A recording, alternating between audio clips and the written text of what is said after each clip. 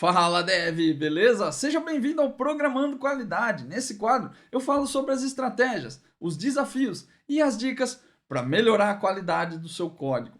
Eu sou André Okazaki, eu ajudo devs a entregar software de qualidade e alcançar níveis mais altos de senioridade. E o tema da aula de hoje é: todo dev que entrega software de qualidade começa o teste unitário por aqui. Esse é um conteúdo para ajudar quem está com dúvida, não sabe direito por onde começar, como que começa o teste unitário. Se você é dev, principalmente de .NET, e quer entregar software de qualidade para evoluir na carreira, virar pleno, virar sênior, já dá um like nesse vídeo e assina o canal para receber mais conteúdo sobre esse assunto. Por onde começar os testes unitários? Essa é uma das dúvidas mais comuns dos devs quando o tema é qualidade de software, é teste unitário. Toda vez que eu abro uma jornada de desenvolver testes, eu tenho uma pesquisa ali que eu peço para todo mundo responder, e essa é uma das dúvidas mais comuns que aparecem na lista lá de perguntas. Ninguém sabe direito por onde começar, como começa, por que começa por aqui, por que não começa por ali. E é realmente uma coisa difícil de entender no começo.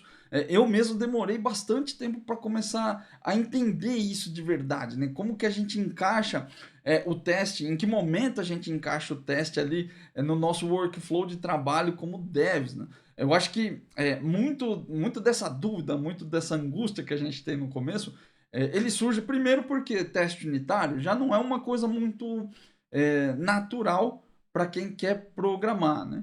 Por mais que seja um assunto que está em alta, que todo mundo fala e você vê a galera falando disso em evento e fala que é bom e que precisa, que não sei o quê, você chega nas empresas e não tem. Infelizmente, essa é a nossa realidade. E não pense você que isso é uma particularidade dos brasileiros, não, porque nos outros países é igual.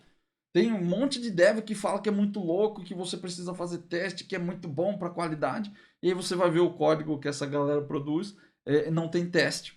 As empresas onde eles trabalham não tem teste também. Então é uma coisa muito comum porque são dúvidas muito comuns, né? Porque a gente não é acostumado a fazer teste. A gente não aprende a fazer teste, né? Então, desde o começo da carreira ali, isso vem se arrastando já por muitos anos. Então, eu comecei a mexer com essa parada de teste no começo dos anos 2000. Aí, quanto tempo já se passou até agora aí, de quando você está assistindo esse vídeo, quando eu estou gravando esse vídeo, né?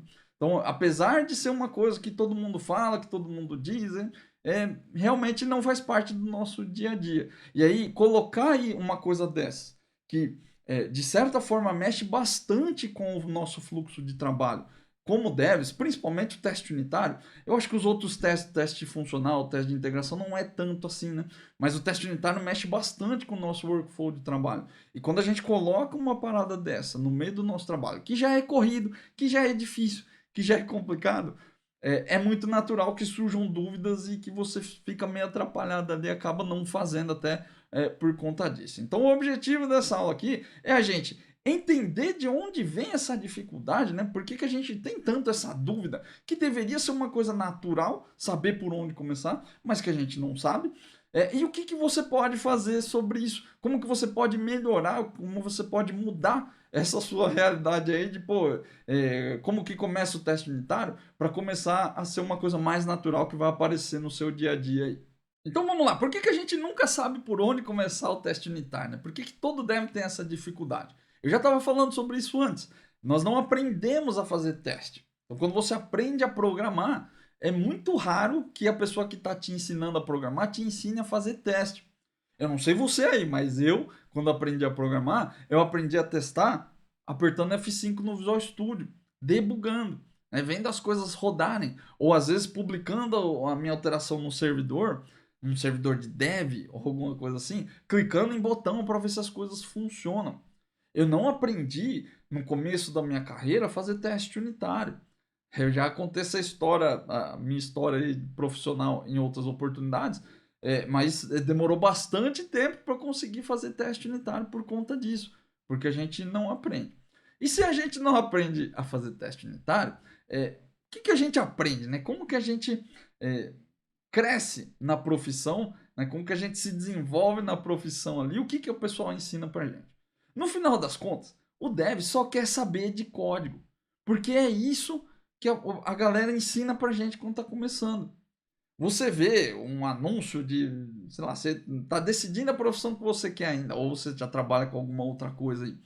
E aí você vê um carinha lá digitando uma tela preta, tipo essa aí, né, do editor de texto, e é aqueles códigos e parece muito louco, coisa de gente inteligente, né? E aí a galera começa a falar que paga bem e que pô, é muito legal e que você pode trabalhar de qualquer lugar do mundo. Tudo isso é verdade, não estou questionando se isso é verdade ou mentira, não. Talvez o pague bem aí seja uma coisa mais relativa. Mas é muito legal, é muito divertido, eu adoro ser programador. É, mas quando a gente aprende a programar, quando o pessoal vai ensinar, a gente foca muito nessa parada que vê nos anúncios, que vê no começo, nos filmes. Né? Código. A gente quer botar a mão no código lá e ver como é que as coisas executam e quero saber do C Sharp, eu quero saber do Java, eu quero saber. A gente fica 100% bitolado só em código.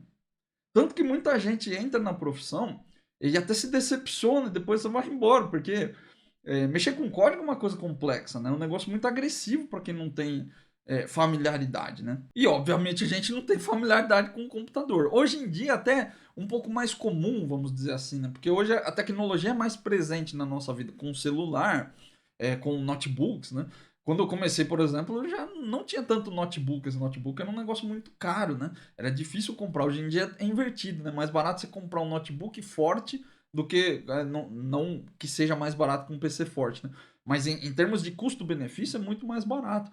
Você consegue andar com o notebook para lá e para cá. Então, o celular a gente anda com ele já para lá e para cá, né? Então, a tecnologia hoje é uma coisa muito mais presente na nossa vida do que quando eu comecei aí há 20 anos atrás, né? Então, é muito mais simples hoje. Só que mesmo assim, a gente não é familiarizado exatamente com o código, né? É uma coisa muito diferente do que as outras profissões fazem. É que nem você sentar numa mesa lá e começar a operar uma pessoa, fazer uma cirurgia, né? Que não faz parte do nosso dia a dia. Né? Então, muita gente chega na nossa área e se decepciona um pouco. Fala, pô, muito técnico, muito não sei o quê. Mas, assim, faz parte da nossa profissão. Né? É isso que a gente faz na prática, né? Mexer em código. E só que é isso também que todo mundo ensina. O pessoal só ensina a escrever código. Então, toda a educação dos desenvolvedores é baseada em aprender a fazer if e loop. Claro que tem outras coisas aí que você precisa aprender, estrutura de dados, né, funcionamento do sistema operacional. Talvez você saiba, talvez você não saiba, né, mas deveria saber. Então, tem um monte de coisas ali que a gente precisa aprender sobre computação, sobre programação. E a nossa atenção é 100% voltada para isso. Só que a produção do software não é só isso. A produção do software envolve outras coisas. Envolve teste, por exemplo, né? É uma etapa muito importante do desenvolvimento de software. Aliás, não só do desenvolvimento de software, do desenvolvimento de qualquer produto. Se você vai na indústria, por exemplo, você acha que um cara vai fazer uma indústria, vai fazer um carro sem testar todas as peças do carro? Isso não existe. Você acha que alguém vai publicar sei lá, mandar um produto novo no mercado aí? Não precisa ser um carro, né? Mas às vezes um produto um pouco menor. E você acha que não há testes sobre aquilo? Todo mundo testa. Então, testar faz parte do trabalho de qualquer profissão. O problema é que, como a gente foca muito em código e todo mundo foca em ensinar muito código também, a gente acaba não dando atenção em mais nada. E aí você fica só pensando, pô, não, tem que escrever código, tem que programar, tem que não sei o quê. E aí já acontece a primeira coisa, você já não faz teste por causa disso. Porque ninguém te falou que tinha que testar, né? Ah, mas testar é legal. Tá, é legal, mas assim, primeiro eu vou fazer meu código aqui, depois eu vejo isso aí. Ele vira uma tarefa secundária. Pode até ser, dependendo do ponto de vista, né? Mas vira secundária a ponto de ser dispensável. Acho que esse que é o problema. E o segundo problema aí é que, mesmo que você entenda que precisa testar, e que talvez seja o seu caso, que, pô, eu quero fazer teste, mas eu não consigo, eu simplesmente travo, eu fico olhando para a tela aqui e não sei por onde começa o teste. Isso também é reflexo da forma como a gente foi ensinado. Na hora de testar, você também está pensando em código, você não está pensando em teste. Então, na hora de fazer seu teste unitário, você não sabe por onde começar, porque você está pensando que você precisa fazer um mock, E por que você precisa fazer um assert? E por que você precisa usar NUnit ou XUnit ou MS Test? Ou porque um é melhor do que o outro? Ou é porque você precisa aprender a usar Fluent Assertions? Ou porque você precisa aprender a usar Bogus para gerar dados aleatórios no seu teste para ele ser mais confiável? Então você está pensando em um monte de coisa ali, ó, em um monte de como fazer, né? Um monte de código de programação para fazer um teste com boas práticas, para fazer um teste isso, um teste aquilo, mas você não sabe por onde começa. E aí você passa um tempão pesquisando isso já aconteceu várias vezes nos lugares que eu trabalhei assim. A galera fica um tempão pesquisando para saber se não, é melhor usar o NUnit, é melhor usar o XUnit. Não, porque olha aqui, esse negócio de MS Test é uma porcaria. Vamos usar o XUnit porque ele é muito mais cheio de coisas de orientação a objeto, ele é mais correto, ele é mais elegante, ele é mais não sei o quê. E você fica perdendo um tempão com isso aí. E na hora de testar tem um teste, 2 testes. Cara, não importa tanto isso aí. Isso aí faz parte do nosso instinto de programador. De fazer coisas, de escrever código e de fazer coisas com boas práticas e bonitas e elegantes e tal. Mas não testa. Porque na hora de testar lá, quando você vai colocar a mão na massa, você não sabe nem por onde começa. E aí fica difícil. E aí acaba seu tempo. Você já gastou seu tempo pensando em mock, em assert, em framework. E aí não rolou. Então, é uma coisa que faz parte da profissão. Eu acho que, não me entenda mal, né? Eu acho que a gente precisa aprender a mexer com código. É óbvio que precisa. É a nossa profissão. Só que a nossa profissão não é entregar código. Nossa profissão não é digitar código, nem compilar código. Nossa profissão é sobre resolver problemas. E o software é um meio de resolver problemas. Poderia ser com outras coisas. No caso, é com software. Então, nunca se esquece disso. É que apesar de fazer parte da nossa profissão, nosso objetivo é resolver problemas. Então, essa angústia de não saber por onde começar vem daí. Então, é importante eu falar disso, que às vezes tem gente que acha que é blá blá blá, né? Mas é importante que você entenda isso.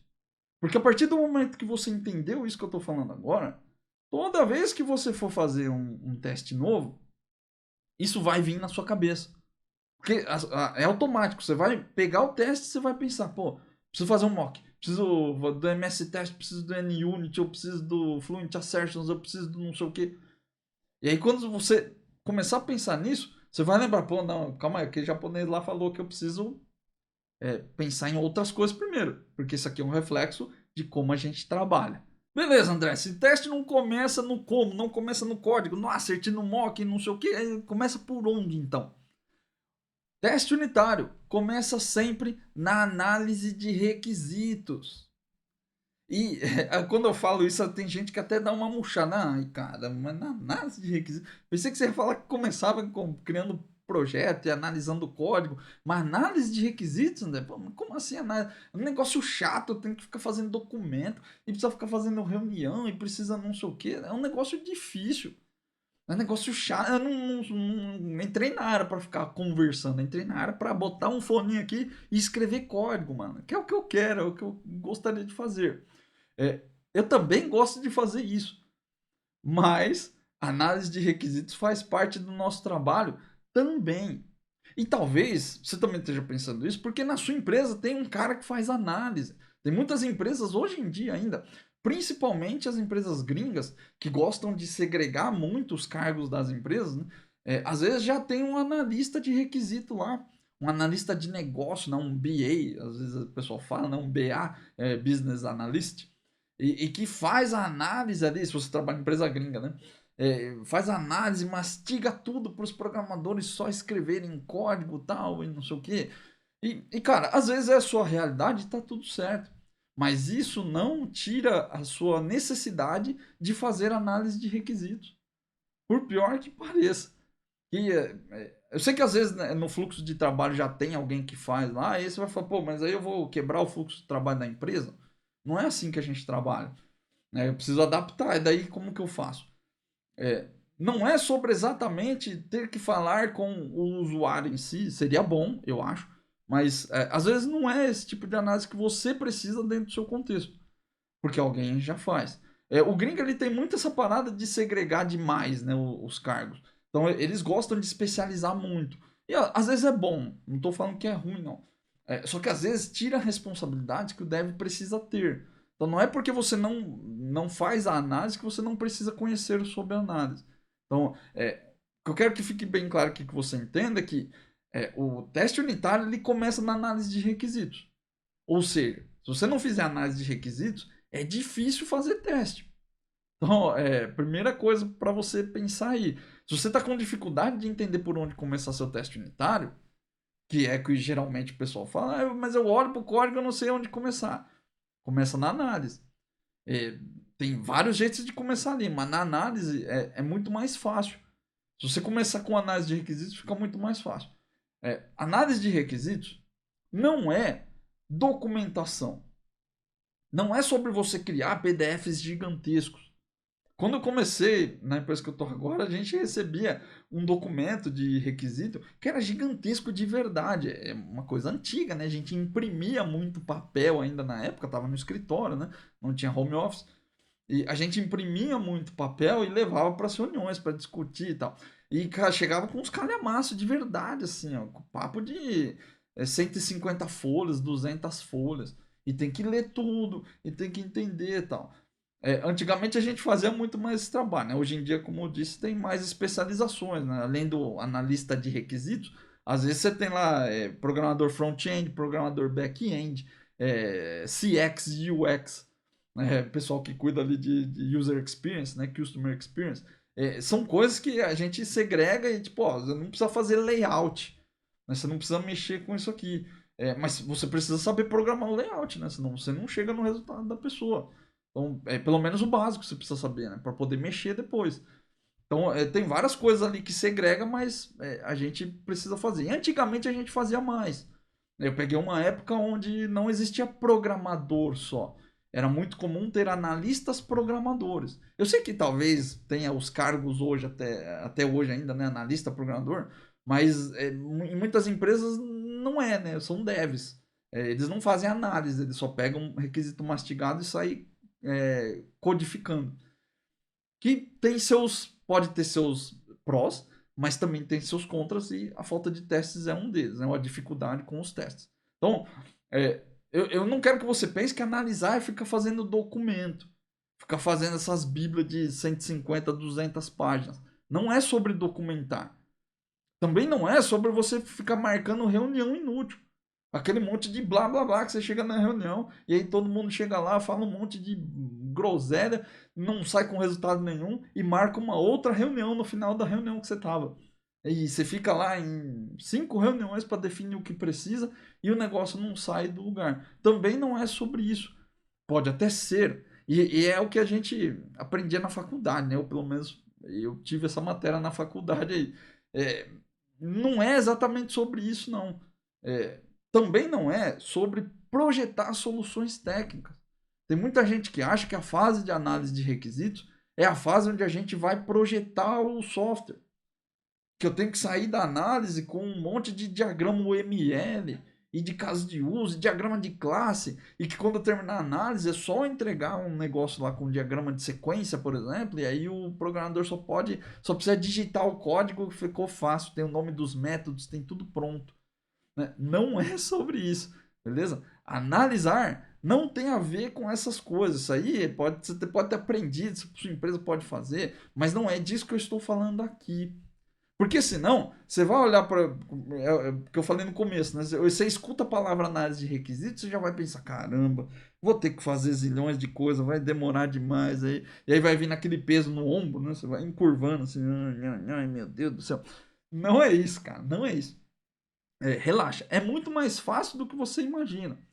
Só que exige algum esforço, também não vai brotar do chão, né? Então, o que seria analisar? Analisar o requisito é entender o problema.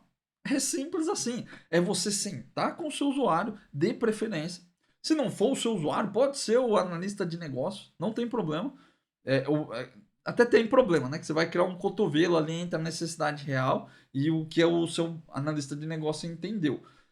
Mas aí faz parte da sua rotina de trabalho aí. O que você precisa é entender o problema. sentar com alguém que consegue te explicar qual que é o problema que o software precisa resolver. Lembra que eu falei antes? A nossa profissão é resolver problemas usando software. A gente entrega software para resolver problema. Eu gosto de repetir bastante essa frase, que o nosso trabalho é resolver problema, para que você grave isso na sua cabeça e lembre disso toda vez. Por quê? Para fazer teste unitário, você precisa entender o problema. Para entregar software de qualidade, você precisa entender o problema. Se você não entende o problema do seu usuário, não dá para entregar software. Você vai entregar um monte de software zoado que só faz coisas que o seu usuário não precisa. Isso é fundamental de entender. E tem gente que vai falar, mas é claro que tem que ser assim, porque não tem cabimento você achar que é diferente. Outro negócio óbvio, parabéns pela conclusão, seu gênio. Cara, não é óbvio, não é óbvio. É só você ir nas empresas. E eu não vou longe, não. Vai na sua empresa. Começa a perceber a quantidade de entregas que o seu time faz que não resolve o problema do usuário. Sabe como que eu sei que a sua empresa também faz? Porque a sua empresa está cheia de chamado, está cheia de ticket de erro de produção, está cheia de usuário que reclama que o software faz as coisas do jeito errado, está cheio de usuário que fala que tem um monte de retrabalho porque o software não faz o que precisa. Isso acontece porque a gente não entende o problema, a gente não está resolvendo o problema dos usuários. A gente está entregando o software do jeito que a gente acha que tem que ser. E não é assim que funciona. É crucial para sua entrega de qualidade que você entenda que precisa entregar software que resolve o problema. E para resolver o problema, tem que entender qual é o problema. Se você não entende, não tem como. E aí, depois que você entende o problema, aí sim, você define a solução, ainda na fase de análise. Só que aqui definir a solução, esse é um grande erro também. Definir a solução não é projetar a solução técnica. Não é sair com um diagrama de sequência, com um diagrama de classes da análise. Era o que se fazia antigamente. Hoje em dia não vale a pena fazer isso na fase de análise. Porque isso, quando chega na produção ali, quando chega na produção do software de fato, escrever o código, você precisa refazer um monte de coisa. Porque o plano é muito bonito, mas quando chega no campo de batalha, o plano às vezes não serve. Então é mais fácil resolver isso na fase de produção do software, na fase do desenvolvimento. Então o que você precisa fazer na fase de análise, que é crucial, é definir a solução do ponto de vista do negócio, do ponto de vista do processo. É a visão do usuário. Como que a gente resolve o problema? Então, entende o problema e depois você define como resolve esse problema. E às vezes é um processo de software, de fato, é alguma coisa que você aperta um botão e acontece, ou às vezes parte desse processo também envolve as pessoas. Porque a pessoa X precisa preencher um formulário, cadastrar essa informação, depois a pessoa Y precisa ir lá e fazer sei lá, montar um pacote disso, e aí depois a outra pessoa faz o cálculo e a outra pessoa manda para despacho, fazer despachar a encomenda ali. Então, tem uma série de coisas que precisam ser definidas. E às vezes, por que eu disse que é um grande erro aí, uma fase onde acontece muito erro? Ou a gente quer definir tudo de uma vez e escrever desde o diagrama de sequência do máximo detalhe ali para o programador fazer o código, ou às vezes não define nada. A gente simplesmente usa palavras soltas que falam assim, tem que calcular, tem que enviar o pedido, tem que tirar do estoque e tem que colocar no caminhão ou sei lá o que. E a gente não detalha a solução. A gente não entende como é a solução como um todo. O processo, do ponto de vista do negócio. E aí quando chega na hora de programar, tá faltando coisa. As coisas não se encaixam. E aí você entrega o software resolve só um pedaço do problema. O outro pedaço fica com um buraco. O que seu cliente faz? Ele reclama. O usuário vai lá e fica reclamando que você não sabe fazer software. Que você não entende nada que ele pede. Esse é que é o problema. Então, definir a solução, o processo de negócio é fundamental. E aí, depois que você tiver com a solução, com o entendimento do problema na cabeça e a solução também na cabeça, o resultado começa a ficar claro. Você começa a entender o que o software tem que fazer, o que a sua alteração precisa fazer. Quais são os resultados esperados de cada processo de negócio. Por isso é importante entender o problema e entender a solução do ponto de vista do processo. Porque aí você vai conseguir entender o resultado de cada parte desse processo. E aí, entendendo o resultado, você consegue ver se as coisas se encaixam, ou seja, se tem buracos no processo. E depois você consegue entender também como as coisas se dividem e o que cada parte que você dividiu tem que fazer. Como que elas montam o Lego que resolve o problema do seu usuário. E aí o resultado fica claro. Né? O resultado esperado. E você já deve ter visto em outras oportunidades eu falar disso. Para você fazer teste unitário, você precisa de resultado esperado.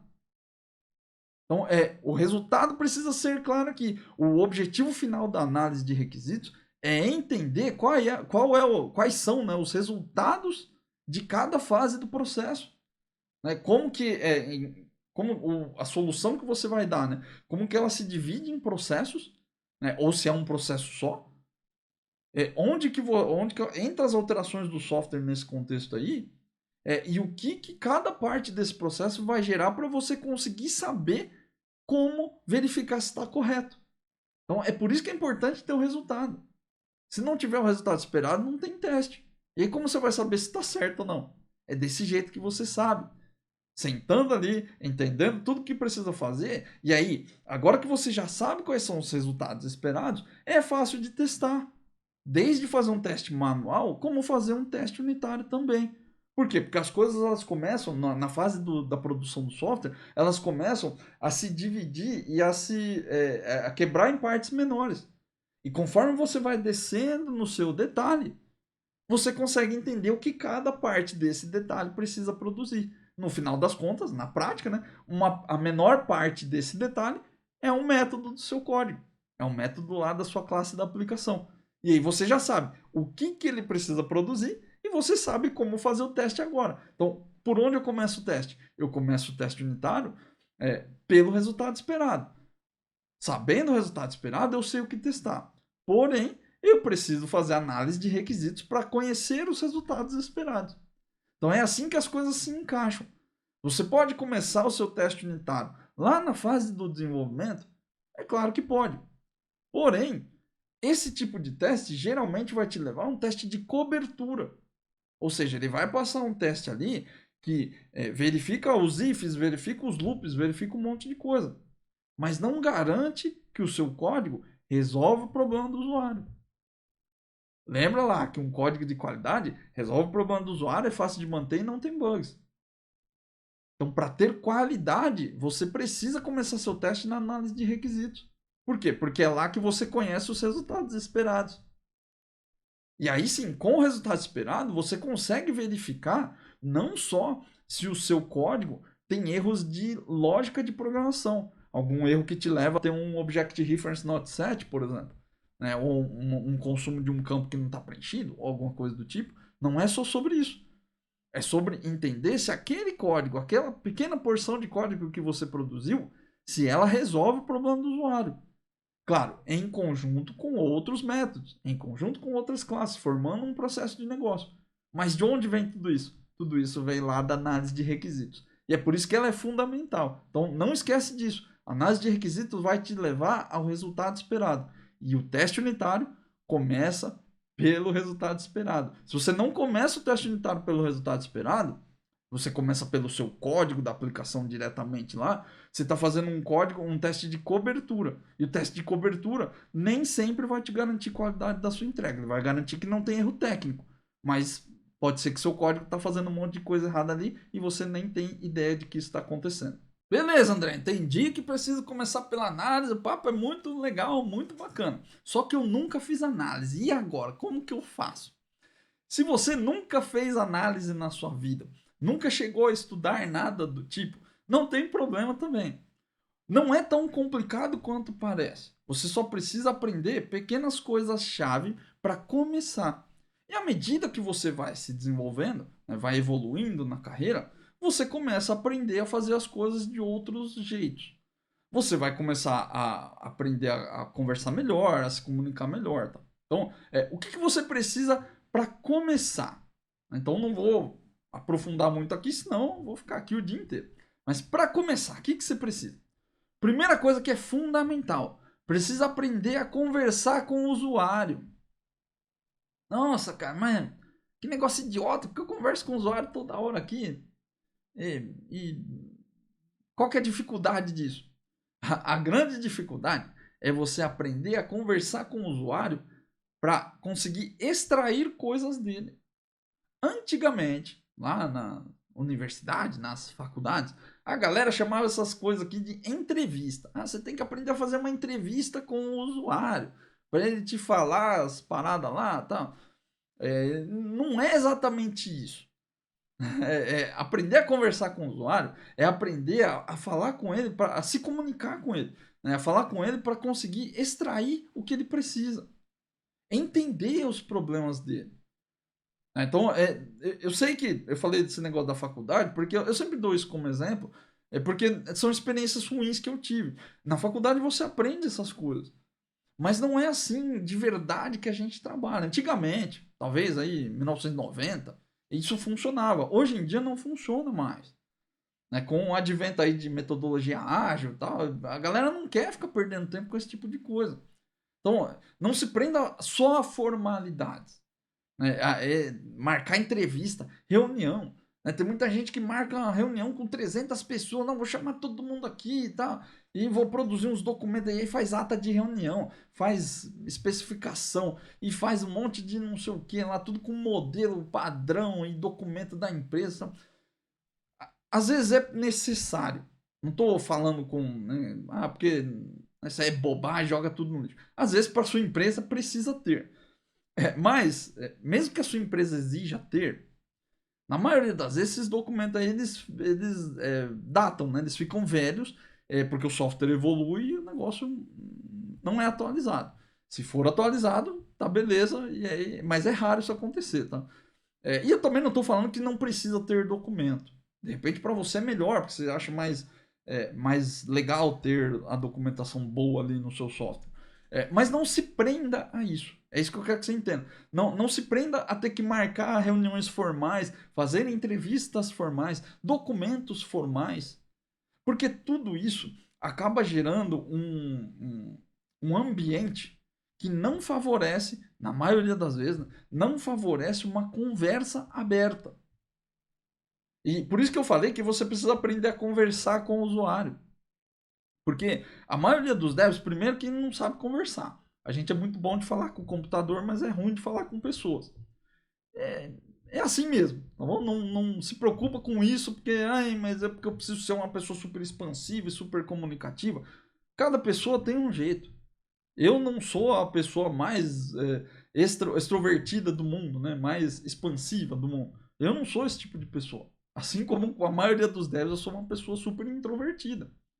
Mas, com o tempo, né, ao longo da carreira, eu aprendi a conversar com o usuário.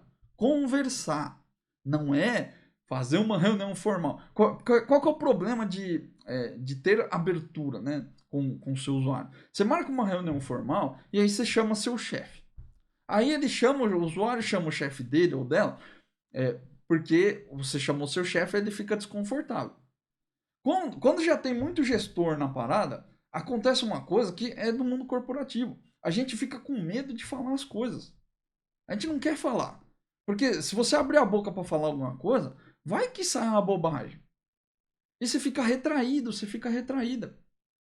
Então você fica se contendo que você não quer perguntar as coisas direito. Você só quer falar o que precisa de verdade. E aí o que acontece nessas reuniões?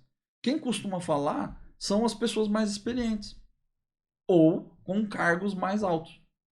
E aí, isso aí vai virar uma reunião de gente que não trabalha com o código. Não é o objetivo aqui. O objetivo aqui é que você, como dev, fale. Você, como dev, converse com o seu usuário. E aprenda a ouvir da boca dele. Diretamente. Esse é o problema de ter um analista de negócio no meio, né? Porque o entendimento que vem do problema vai vir dele. Ele entendeu o problema e passa para você. Talvez você entenda dele de um jeito diferente até. E aí vai ficar com 3 pessoas sabendo do problema com 3 interpretações diferentes. Então é muito mais fácil você falar diretamente com o usuário, porque ele te passa o feedback diretamente. E você acaba criando um canal de comunicação também. Por isso que é importante que esse canal de comunicação não seja só via reunião formal, via entrevista formal. Não. Marca conversas mais informais também. Porque quanto mais o seu usuário fica à vontade, e quanto mais você, como dev, também fica à vontade, mais vocês se abrem para falar. E as coisas vêm à tona nessas conversas. É muito importante aprender a se comunicar de um jeito mais informal. Não é falar gíria e chamar o outro por apelido ou fazer piada. Não estou falando sobre isso. Você pode fazer também, se é do seu feitio, né? Se é do seu perfil, não tem problema nenhum. Mas não é sobre isso. É sobre não se prender a formalidades que podem quebrar a comunicação real. A comunicação que vai trazer produtividade para você e para o seu usuário também. Né? Que vai fazer vocês entenderem os problemas e chegar em boas soluções. Uma outra coisa importante para você aprender, que é difícil essa, mas você precisa aprender, não tem outro jeito. Aprende a escutar a reclamação. Às vezes o seu usuário reclama, e às vezes a gente não tem o usuário mais legalzão do mundo. Né? É um usuário estressado, às vezes está com problema, às vezes é uma pessoa que já não é muito cordial, né? Já não é muito, né, da proximidade ali, ou às vezes não bate com o seu perfil de pessoa e acaba gerando muito atrito. Então, a pessoa que está reclamando, ela tem um tom geralmente mais enérgico. Ela tá irritada, não consegue trabalhar, ela tá com um problema. Tem outra pessoa na orelha dela provavelmente reclamando também. Então, tem que levar isso em consideração. Então, quando eu digo escutar, aprender a escutar, é aprender a escutar com atenção. Não é com desdém. Não é o usuário começar a falar, você liga o mudo e fala, ei, já veio chatão, a chatona lá reclamar da vida. Ele tá falando, tá tudo errado. Toda vez tá tudo errado. Não, cara, aprende a escutar. Em toda reclamação, tem coisas para você aprender e melhorar no software. E esse é o objetivo aqui. Aprender a escutar para conseguir extrair os problemas. Uma outra dica muito legal para você colocar em prática no seu trabalho aí para criar esse canal de comunicação é ver o seu usuário trabalhando. Eu sei que às vezes parece que mas como assim ver? É ver mesmo, sabe? Papagaio de pirata. Você senta do lado da pessoa ou você liga o seu software de comunicação aí que você usa na empresa e vê a tela dele. Vê a tela dela. Bota o fone, se você tiver em home office, né? Bota o fone e fica no telefone com ela, em ligação mesmo, falando. Ou se você está presencial, senta do lado da pessoa e fica vendo, anotando. Porque eu sei que às vezes parece um negócio idiota. E, pô, vou ficar lá de papagaio de pirata da pessoa, eu vou ficar fazendo o quê? Vou ficar de bobagem lá? Não é. Essa é uma das coisas mais produtivas que você pode fazer em prol do software. E em prol do seu trabalho também.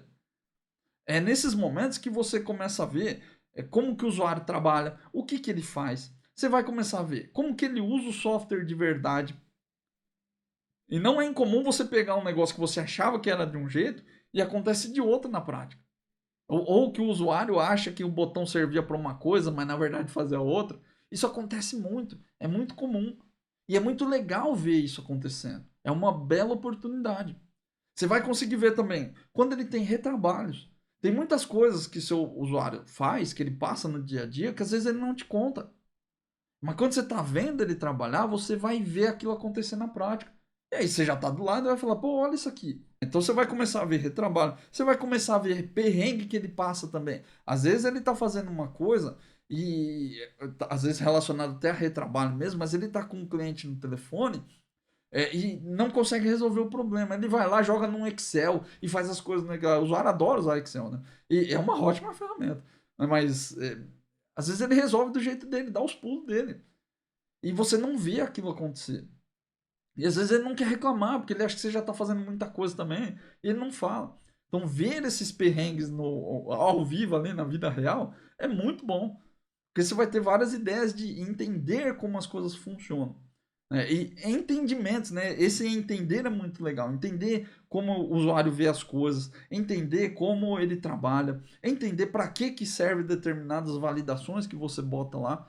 Tudo isso vai te levar a uma boa análise. Né? E são coisas que, assim, você não precisa fazer uma faculdade, você não precisa fazer um MBA para aprender tudo isso daí. Você pode fazer no seu trabalho. E isso vai te levar a fazer boas análises.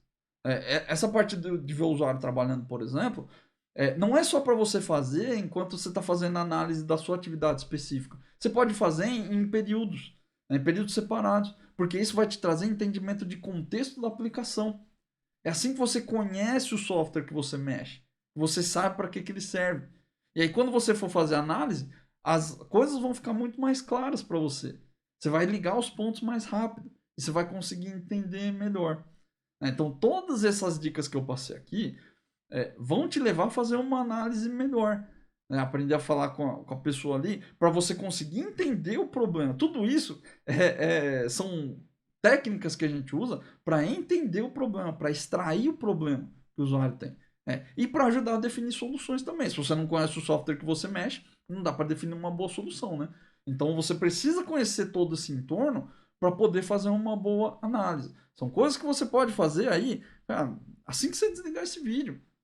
No dia seguinte, talvez, né, já sentar, pô, vou fazer uma análise, vou começar a fazer isso aqui, ó, aprender a falar mais com o usuário, trocar uma ideia, sentar para ver ele trabalhar. Tudo isso vai te ajudar na fase de análise aí, mesmo que você nunca tenha feito nenhuma vez e mesmo que você nunca tenha estudado nada sobre o assunto.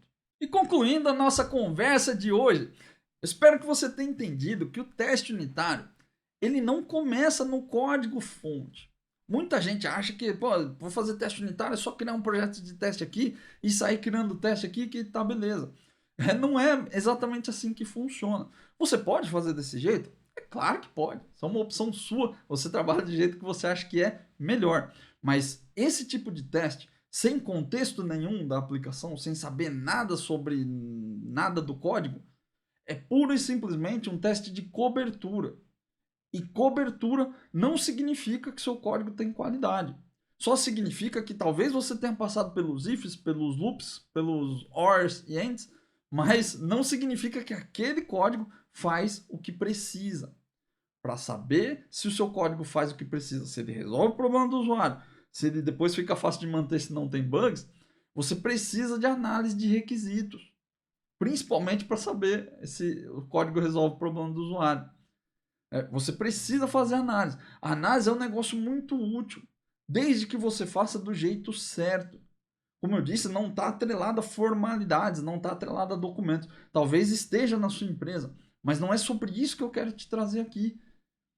Eu quero te trazer uma coisa que você consegue botar em prática na vida real, porque fazer esse monte de documento, um monte de coisa aí, demora. E você já não tem tempo de fazer teste. Então eu não quero colocar mais um monte de outras coisas para você produzir.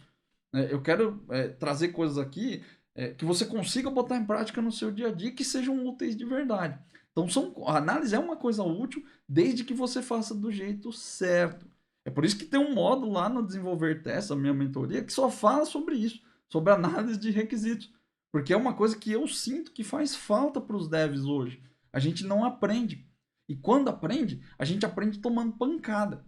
E aí, às vezes, se você pegar um mentor que não é muito bom de fazer análise, ele vai te guiar para fazer as coisas do jeito errado.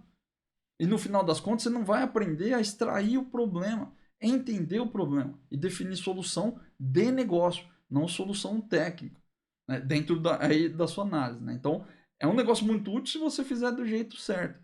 E aí, a última coisa que eu quero deixar aqui para gravar na sua cabeça aí, ó, desenvolva a sua habilidade de comunicação. Eu sei que às vezes não é fácil para você falar com as pessoas, não é fácil ficar conversando, principalmente agora que a maioria dos devs aí trabalha 100% em home office, são coisas mais difíceis de desenvolver a habilidade de comunicação, mas é necessário. Se você não aprender a se comunicar, não tem como entregar software de qualidade. É uma das habilidades fundamentais. Né? E não é só para entregar software de qualidade, não. Se você quer evoluir na carreira, se você quer virar pleno, quer virar sênior, quer virar líder técnico, quer dar um upgrade na carreira aí, você provavelmente vai precisar de habilidade de comunicação também. é uma coisa que é necessária no trabalho. Na vida profissional a gente precisa. Não tem jeito. Por mais nichada que seja o seu trabalho ali, sua profissão, né? Você precisa ter uma boa comunicação. Nem que seja só com as pessoas próximas. Não estou falando que você precisa aprender a dar palestra, ou a falar em público, ou falar com o diretor. Não é isso, não. Mas você pelo menos precisa aprender a se comunicar bem com o usuário, saber falar com ele, abrir um canal de comunicação para poder extrair o problema e fazer uma boa análise. E aí, com todas essas paradas que eu trouxe aqui, você vai conseguir chegar no entendimento do problema, né? Entender o que é o problema original do seu usuário, entender como a solução de negócio vai se desenrolar e entender quais são os resultados esperados. E aí sim, você vai conseguir fazer seu teste unitário com qualidade. Porque é por isso que o teste unitário começa na análise, que é para você entender o resultado esperado e conseguir fazer teste unitário que testa se o seu código resolve o problema do usuário. Não é só se testa se entra no if ou se dá um erro de no reference lá no meio da sua lógica. Beleza? Então, não esquece de deixar um comentário aqui nesse vídeo para me dizer se você gostou, se você não gostou. Deixa um like também, e eu vou saber se você gostou ou não. Mas deixa seu comentário. Me diz aí se você concorda com isso que eu falei. Se você tem outras dicas também para começar a fazer o teste unitário do jeito certo, fazer uma boa análise aqui e entender o jeito como o seu usuário trabalha, entender quais são os problemas que ele tem no dia a dia dele, para poder chegar nos resultados esperados e fazer bons testes unitários. Beleza? E aí, se esse conteúdo te ajudou de verdade, compartilha esse vídeo também com outros devs para fazer esse conteúdo chegar em mais pessoas. Um grande abraço e até a próxima.